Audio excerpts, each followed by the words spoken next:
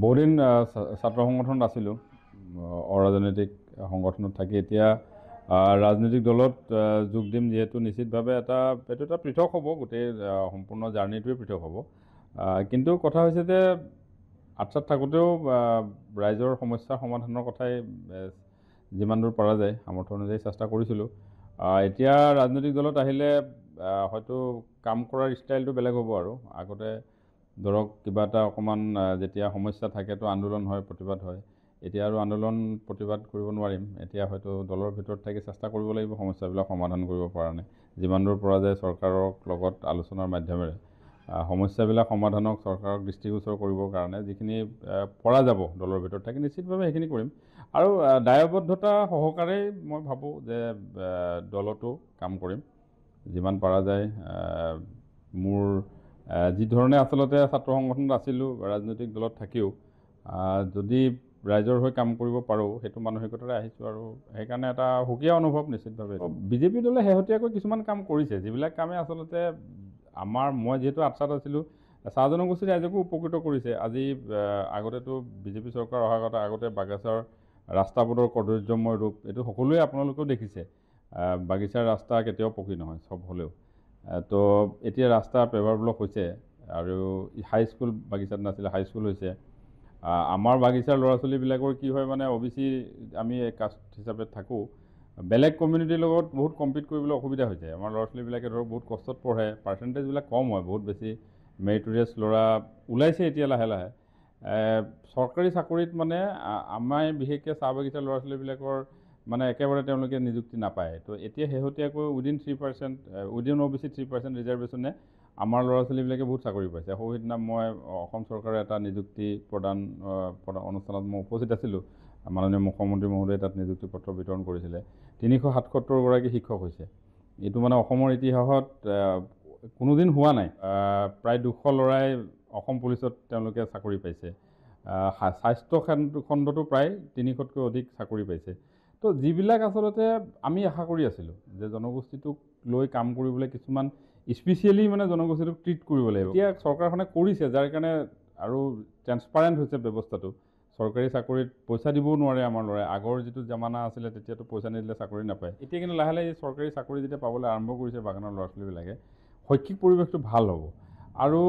মাটিৰ পট্টাটো এটা বহুত ডাঙৰ ইছ্যু এইটো এটা পাৰ্মানেণ্ট ঠিকনা আমাৰ মানুহখিনি নাছিলে 200 বছৰে এতিয়া হ'ব তো এই কথাবিলাকৰ প্ৰতি ভাবোঁ যে ভাৰতীয় জনতা পাৰ্টি দলটোৱে লগত থাকি এই কামবিলাক যদি কাৰ্যকৰীকৰণৰ ক্ষেত্ৰত আমিও অলপ সহায় কৰিব পাৰোঁ দলটোৰ ভিতৰত থাকি তেনেকুৱা উদ্দেশ্যৰে আচলতে ভাৰতীয় জনতা পাৰ্টিত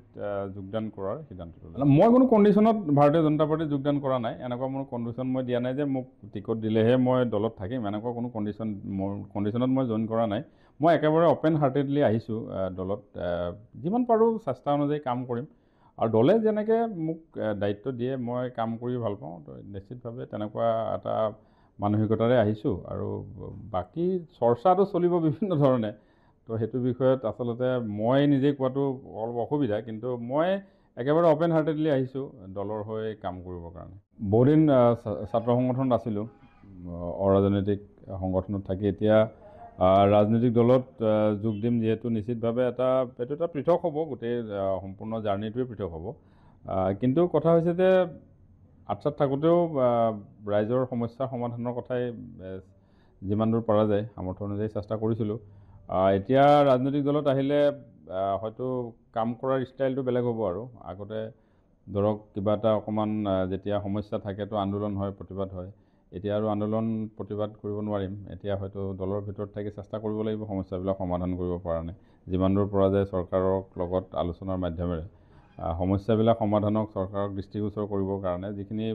পৰা যাব দলৰ ভিতৰত থাকি নিশ্চিতভাৱে সেইখিনি কৰিম আৰু দায়বদ্ধতা সহকাৰে মই ভাবোঁ যে দলতো কাম কৰিম যিমান পৰা যায় মোৰ যি ধৰণে আচলতে ছাত্ৰ সংগঠনত আছিলোঁ ৰাজনৈতিক দলত থাকিও যদি ৰাইজৰ হৈ কাম কৰিব পাৰোঁ সেইটো মানসিকতাৰে আহিছোঁ আৰু সেইকাৰণে এটা সুকীয়া অনুভৱ নিশ্চিতভাৱে বিজেপি দলে শেহতীয়াকৈ কিছুমান কাম কৰিছে যিবিলাক কামে আচলতে মই যিহেতু আটছাত আছিলোঁ চাহ জনগোষ্ঠী ৰাইজকো উপকৃত কৰিছে আজি আগতেতো বিজেপি চৰকাৰ অহাৰ আগতে বাগিচাৰ ৰাস্তাবোৰৰ কদৰ্যময় ৰূপ এইটো সকলোৱে আপোনালোকেও দেখিছে বাগিচাৰ ৰাস্তা কেতিয়াও পকী নহয় চব হ'লেও তো এতিয়া ৰাস্তা পেভাৰ ব্লক হৈছে আৰু হাইস্কুল বাগিচাত নাছিলে, হাইস্কুল হৈছে। আমাৰ বাগিচাৰ ল'ৰা ছোৱালীবিলাকৰ কি হয় মানে OBC আমি কাষ্ট হিচাপে থাকোঁ, বেলেগ কমিউনিটিৰ লগত বহুত কম্পিট কৰিবলৈ অসুবিধা হৈছে। আমাৰ ল'ৰা ছোৱালীবিলাকে ধৰক বহুত কষ্টত পঢ়ে, পাৰ্চেণ্টেজবিলাক কম হয়, বহুত বেছি মেৰিটৰিয়াছ ল'ৰা ওলাইছে এতিয়া লাহে লাহে। চৰকাৰী চাকৰিত মানে আমাৰ বিশেষকৈ চাহ বাগিচাৰ ল'ৰা ছোৱালীবিলাকৰ মানে একেবাৰে তেওঁলোকে নিযুক্তি নাপায়। তো এতিয়া শেহতীয়াকৈ উইদিন 3%, উইদিন OBC 3% ৰিজাৰ্ভেশ্যনে আমাৰ ল'ৰা ছোৱালীবিলাকে বহুত চাকৰি পাইছে। সেইদিনা মই অসম চৰকাৰৰ এটা নিযুক্তি প্ৰদান অনুষ্ঠানত মই উপস্থিত আছিলোঁ। মাননীয় মুখ্যমন্ত্ৰী মহোদয়ে তাত নিযুক্তি পত্ৰ বিতৰণ কৰিছিলে। 377গৰাকী শিক্ষক হৈছে। এইটো মানে অসমৰ ইতিহাসত কোনোদিন হোৱা নাই। প্ৰায় 200 ল'ৰাই অসম পুলিচত তেওঁলোকে চাকৰি পাইছে। স্বাস্থ্য খণ্ডতো প্ৰায় 300তকৈ অধিক চাকৰি পাইছে। তো যিবিলাক আচলতে আমি আশা কৰি আছিলোঁ যে জনগোষ্ঠীটোক লৈ কাম কৰিবলৈ কিছুমান স্পেচিয়েলি মানে জনগোষ্ঠীটোক ট্ৰিট কৰিব লাগিব, এতিয়া চৰকাৰখনে কৰিছে, যাৰ কাৰণে আৰু ট্ৰেন্সপাৰেণ্ট হৈছে ব্যৱস্থাটো। চৰকাৰী চাকৰিত পইচা দিবও নোৱাৰে আমাৰ ল'ৰাই। আগৰ যিটো জামানা আছিলে তেতিয়াতো পইচা নিদিলে চাকৰি নাপায়। এতিয়া কিন্তু লাহে লাহে চৰকাৰী চাকৰি যেতিয়া পাবলৈ আৰম্ভ কৰিছে বাগানৰ ল'ৰা ছোৱালীবিলাকে, শৈক্ষিক পৰিৱেশটো ভাল হ'ব। আৰু মাটিৰ পট্টাটো এটা বহুত ডাঙৰ ইছ্যু। এইটো এটা পাৰ্মানেণ্ট ঠিকনা আমাৰ মানুহখিনি নাছিলে 200 বছৰে, এতিয়া হ'ব। তো এই কথাবিলাকৰ প্ৰতি ভাবোঁ যে ভাৰতীয় জনতা পাৰ্টি দলটোৱে লগত থাকি এই কামবিলাক যদি কাৰ্যকৰীকৰণৰ ক্ষেত্ৰত আমিও অলপ সহায় কৰিব পাৰোঁ দলটোৰ ভিতৰত থাকি, তেনেকুৱা উদ্দেশ্যৰে আচলতে ভাৰতীয় জনতা পাৰ্টিত যোগদান কৰাৰ সিদ্ধান্ত ল'লোঁ। মই কোনো কণ্ডিশ্যনত ভাৰতীয় জনতা পাৰ্টিত যোগদান কৰা নাই। এনেকুৱা কোনো কণ্ডিশ্যন মই দিয়া নাই যে মোক টিকট দিলেহে মই দলত থাকিম, এনেকুৱা কোনো কণ্ডিশ্যনত মই জইন কৰা নাই। মই একেবাৰে অ'পেন হাৰ্টেডলি আহিছোঁ দলত। যিমান পাৰোঁ চেষ্টা অনুযায়ী কাম কৰিম, আৰু দলে যেনেকৈ মোক দায়িত্ব দিয়ে মই কাম কৰি ভাল পাওঁ। তো নিশ্চিতভাৱে তেনেকুৱা এটা মানসিকতাৰে আহিছোঁ। আৰু বাকী চৰ্চাটো চলিব বিভিন্ন ধৰণে, তো সেইটো বিষয়ত আচলতে মই নিজে কোৱাটো অলপ অসুবিধা, কিন্তু মই একেবাৰে অ'পেন হাৰ্টেডলি আহিছোঁ দলৰ হৈ কাম কৰিবৰ কাৰণে।